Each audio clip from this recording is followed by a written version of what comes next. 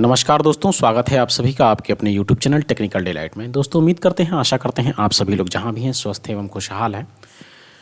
Railway के अंतर्गत जो असिस्टेंट लोको पायलट की वैकेंसी आई हुई थी, उसके बारे में मैंने शॉर्ट नोटिस से जो नोटिफिकेशन मिला था हमें, उससे मैंने आपको वीडियो से इन्फॉर्म कर दिया था। अब डिटेल एडवर्टाइजमेंट आ चुका है, जिसके बारे में मैं आज यहाँ पर डिस्कस करूँगा। आप यहाँ देख सकते हैं, यहाँ पर दिया गया है centralise employment notice CEN number 1/2024 assistant loco pilot की वैकेंसी है। ओपनिंग डेट ऑफ एप्लीकेशन आपको दिया गया है 20/1/2024 and closing date of application दिया गया है 19/2/2024। ठीक है। Date of modification windows for correction in application form with the payment of modification फ़ी।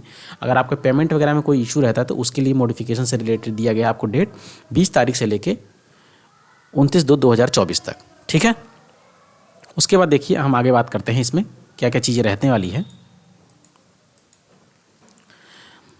यहाँ पे देखिए, लेवल 2 की ये जॉब है असिस्टेंट लोको पायलट की। ऑनलाइन मोड में आपका एप्लीकेशन लिया जाएगा, जो कि रात के 23:59 आवर पे आपका 19 तारीख जो इसकी लास्ट डेट दी गई है फरवरी माह में। ठीक है। मेडिकल स्टैंडर्ड में A1 आंख चाहिए आपकी। 18 से 30 साल इसकी एज लिमिट दी गई है।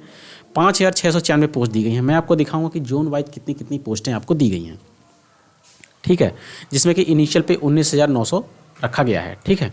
चलिए बात करते हैं आगे।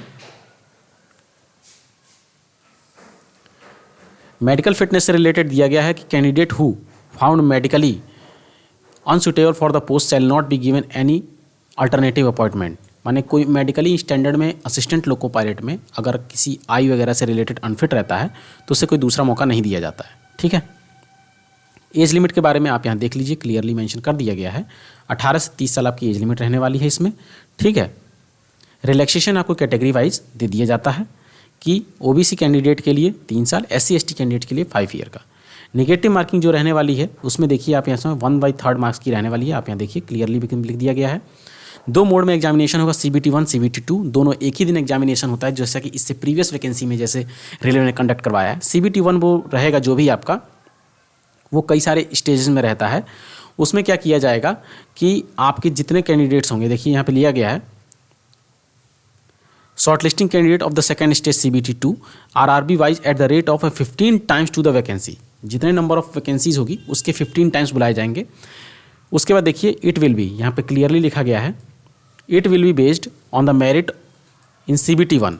Marks will be normalize in the all stages of the examination that involve multiple shift. Multiple shift में आपका एग्जामिनेशन होगा तो उसके हिसाब से आपका नॉर्मलाइजेशन किया जाएगा। CBT 2 shall be inform through RRB website के थ्रू आपको इन्फॉर्म कर दिया जाएगा। ठीक है। उसके बाद ये जनरल इंस्ट्रक्शंस दिए गए हैं फॉर्म भरने से रिलेटेड। ठीक। जो इसके की पॉइंट्स हैं उसके बारे में मैं आपको मेंशन कर देता हूं, ताकि आपको किसी भी तरीके से कोई प्रॉब्लम फेस ना करनी पड़े। फिजिकली फिटनेस में देखिए 6/6 की आपकी आंख चाहिए। 6/6 without glasses and fogging test must not be adept +2 dioptre. Near vision चाहिए आपके 0.6 विदाउट ग्लासेस। ठीक है।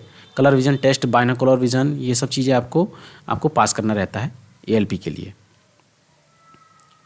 कैंडिडेट हु अंडरगो, यहाँ पे देखिए एक पॉइंट लिखा गया है, कैंडिडेट जो भी हैं undergo who have undergone LASIK surgery और any surgical procedure to correct the refractive error are not eligible. कोई भी कैंडिडेट अगर अपनी आंख से रिलेटेड लेसिक सर्जरी करवा के इसमें जॉब पा लेता है तो उस तरीके के कैंडिडेट को इसमें अलाउ नहीं किया गया है। यहाँ पे रिलैक्सेशन के बारे में मैंने आपको पहले ही बता दिया है, OBC SC ST कैंडिडेट्स के लिए। चलिए बात करते हैं अब आगे। इसेंशियल क्वालिफिकेशंस के बारे में मैंने आपको पहले ही मेंशन कर दिया था कि आपको जो भी 10th रहेगा, ITE रहेगा, फिर उसके बाद डिप्लोमा है, BTech वाले कैंडिडेट्स हैं, वो सभी लोग इसमें टेक्निकल क्वालिफिकेशन से जो लोग बिलोंग करते हैं सभी लोग इसमें एलिजिबल हैं अप्लाई करने के लिए। फॉर्म फीस की अगर बात करें तो 500 रुपीज़ का आपका फॉर्म फीस रहने वाला है UR एंड OBC कैंडिडेट्स के लिए, एंड 250 रुपीज़ का फॉर्म फीस रहेगा फीमेल कैंडिडेट्स के लिए, ट्रांसजेंडर्स के लिए एंड SC ST कैंडिडेट्स के लिए। जिसमें से कि आपको CBT 1 जैसे आप देंगे तो उसमें आपको 400 रुपीज़ का फॉर्म फी रिफंड कर दिया जाएगा। ठीक है।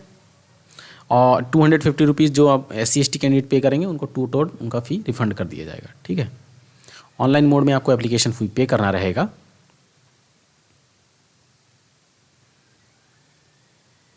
उसके बाद देखिए आगे चलते हैं हम।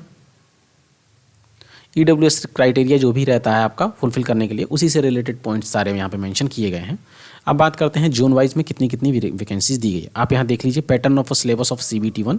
60 मिनट का सिलेबस रहेगा, 60 मिनट का ड्यूरेशन रहेगा CBT 1 में, जिसमें नंबर ऑफ क्वेश्चन रहेंगे 75। ठीक है, मैक्सिमम फिर 75 मार्क्स होंगे, 1/3 की नेगेटिव मार्किंग रहेगी। फिर CBT 1 क्वालिफाई होने के बाद आपको चला जाना है फिर CBT 2 में। ठीक है, यानी कहने का मतलब कि ये जो mental mathematics, mental ability, general science and general awareness है, CBT 2 में जैसे आप जाएंगे तो उसमें क्या होगा कि 2 पार्ट में पेपर होता है। CBT 2 में आपका जो पहला सेक्शन रहेगा वो नॉन टेक रहेगा। उसमें क्या होगा कि आपको जो पहला पेपर रहेगा, 2 टोटल टाइम ऑफ ड्यूरेशन रहेगा 2 आवर 30 मिनट्स का, एंड टोटल 175 क्वेश्चंस रहेंगे। पहला जो क्वेश्चन रहेगा पार्ट 1 में, तो उसमें पार्ट जो पहला रहेगा उसमें टोटल नॉन टेक्निकल क्वेश्चंस होंगे, और पार्ट बी जो रहेगा उसमें केवल टेक्निकल क्वेश्चन होंगे आपकी ब्रांच से रिलेटेड। जैसे किसी ने इलेक्ट्रीशियन ब्रांच का कैंडिडेट है तो उससे इलेक्ट्रीशियन ब्रांच के क्वेश्चन पूछे जाएंगे। उसको केवल passing in qualifying in nature होता है, जस्ट पास करना रहता है उसको भी, लेकिन नेगेटिव मार्किंग उसमें भी एप्लीकेबल होती है। और जो मेरिट बनेगी आपकी वो पहले पार्ट से ही बनेगी, यानी जो पहला पार्ट है, पहले पार्ट की मेरिट के आधार पर ही आपका सिलेक्शन लिया जाएगा। 1/3 की नेगेटिव मार्किंग इसमें भी रहने वाली है, और इसी के बेसिस पे और पहले पार्ट में जब आप CBT 1 देंगे, CBT 1 देने के बाद जितनी नंबर ऑफ वैकेंसीज है उस जोन में, उसके 15 टाइम्स कैंडिडेट्स को शॉर्टलिस्ट किया जाएगा। फिर आपको पार्ट बी अप्लाई करना रहेगा, फिर उसके बाद उसमें आप अप्लाई करना रहेगा, फिर उसके बाद क्या होगा कि उसके हिसाब से आपकी मेरिट फाइनल बनती है। फिर उसके बाद इसमें साइको टेस्ट भी कंडक्ट करवाया जाता है, तो उसमें 1/3 टाइम्स माने एक सीट पे 3 कैंडिडेट्स को बुलाया जाएगा। इसमें ट्रेड देख लीजिए, trade qualification of candidate, electrical engineering and combination in various stream, ये सारी ब्रांचेस दी गई हैं, ट्रेड्स दिए गए हैं। Electronic engineering and combination with, ये सारी चीज़ें आप लोग देख सकते हैं, जिस ITI वाले कैंडिडेट्स का ये सारा दिया गया है यहाँ पे, तो आप यहाँ देख लेंगे। फिर उसके बाद ऑटोमोबाइल इंजीनियरिंग से रिलेटेड इन सभी ब्रांचेज में रहना चाहिए आपका trade subject of a choice. जैसे आप क्वेश्चन पेपर जो CBT 2 देने जाएंगे तो जो उसमें पार्ट बी रहेगा, तो आप इसमें चूज़ कर सकते हैं कि आप किस चीज़ में कन्वीनियंट है पेपर देने में, क्योंकि उसको जस्ट क्वालिफाई रखना है, तो अपने हिसाब से आप चूज़ कर लेंगे किस ब्रांच का पेपर आप किसी, जैसे कोई इलेक्ट्रीशियन का है लेट सपोज, और उसे इलेक्ट्रॉनिक्स मैकेनिक्स में जैसे उसने पढ़ा है, थोड़ा बहुत जानता है उसके बारे में, तो उसे लगता है कि वो इलेक्ट्रॉनिक्स मैकेनिक्स पेपर को इजीली पास कर लेगा, तो वो अपना इलेक्ट्रॉनिक्स मैकेनिक, जैसे आपने जैसे इलेक्ट्रिकल इंजीनियरिंग कॉम्बिनेशन है, तो वो इलेक्ट्रीशियन वाला कैंडिडेट खाली इन्हीं ट्रेडों में दे सकता है पार्ट बी। जैसे इलेक्ट्रॉनिक्स इंजीनियरिंग वाला है तो इलेक्ट्रॉनिक मैकेनिक और मैकेनिक रेडियो एंड TV में दे सकता है। जैसे मैकेनिकल इंजीनियरिंग वाले फिटर में दे सकते हैं, मैकेनिक में दे सकते हैं, ट्रैक्टर मैकेनिक में दे सकते हैं। तो ये अपने हिसाब से आपको चूज़ कर लेना है जिसकी जिसकी जो जो ब्रांचेज हैं। ठीक है, उसके बाद बात करते हैं आगे। इसकी ऑफिशियल वेबसाइट का लिंक मैं आपको डिस्क्रिप्शन में दे दूंगा, जहां से आप डायरेक्टली साइट को विजिट करके फॉर्म को अप्लाई कर लेंगे। और ये जो PDF फॉर्मेट्स वगैरह में दिया गया है, फ़ोटो साइज़ वगैरह जो भी आपको देना है 30 से 70 KB के बीच में। ठीक है, उसके बाद यहाँ पे दिया गया कि स्कैन JPG कैंडिडेट सिग्नेचर चाहिए 30 से 70 KB का। SC/ST सर्टिफिकेट चाहिए for the requesting for fee pass and travel pass. तो PDF फॉर्मेट में जो SC/ST क्लेम करते हैं Tier DA के लिए, तो उनको 500 KB में अपना PDF में बना के दे देना है।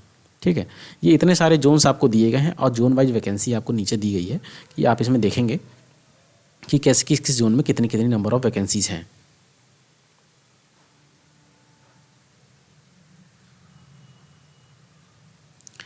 ये देखिए यहाँ पे दिया गया है क्वालिफिकेशन से रिलेटेड चीज़ें। उसके बाद देखिए ये zone wise vacancy. Ahmedabad zone में जो वेस्टर्न रीजन में आता है तो टोटल 95 UR की हैं, SC की 37। इस तरीके से कैटेगराइज करके आपको यहाँ पे सीटें दे दी गई हैं। बेंगलोर, भोपाल, भुवनेश्वर, बिलासपुर, चंडीगढ़, चेन्नई, गुवाहाटी। तो आप किसी भी जोन में, किसी भी इंडिया के किसी भी कोने से बिलोंग करते होंगे तो आप किसी भी जोन में भर सकते हैं, लेकिन आपकी पोस्टिंग वहीं पर होगी। ठीक है, मालदा, मुंबई, मुजफ्फरपुर, पटना, प्रयागराज, रांची, सिकंदराबाद, सिलीगुड़ी, तिरुवनंतपुरम। तो इस तरीके से लेकर टोटल इन्होंने 5696 पोस्टें निकाली थी, जिसमें से UR की 2499 हैं। जोन वाइज कैटेगराइज हो जाएगा। ठीक है, 2499। इस तरीके से टोटल यहाँ पर देखिए पोस्टें यहाँ पे दी गई हैं, 5696 पोस्टें यहाँ पे अवेलेबल हैं। ठीक है, तो जिस जोन से भी आप भरना चाहते हैं आप उसमें भर लेंगे।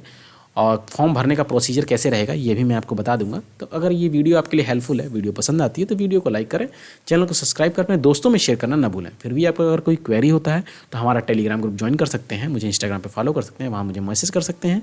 अदरवाइज़ मुझे डिस्क्रिप्शन में कमेंट बॉक्स में अपना कमेंट छोड़ सकते हैं, मैं उसका रिप्लाई देने की पूरी कोशिश करूँगा। वीडियो बने रहने के लिए धन्यवाद।